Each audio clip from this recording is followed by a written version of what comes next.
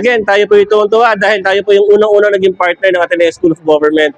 Yung ginawa po nating pillar program, binuo po natin yon para sa lahat ng mga vice mayors.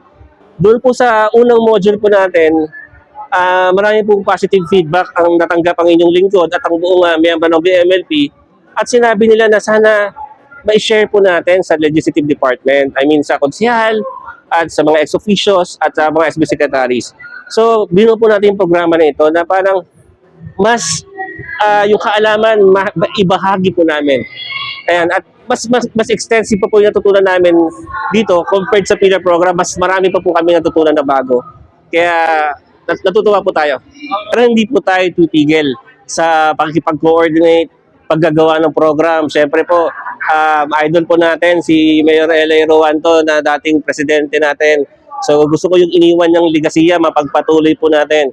Hindi po tayo, ang ating pong hangad lang ay mabigyan ng kalidad at maaasahan na public servant, lalong-lalo na mga vice mayor sa lalawigan ng Quezon. Kaya nga po, tuwan-tuwa tayo dahil marami pong first o kauna-unahan na nagawa po tayo sa atin pong termino.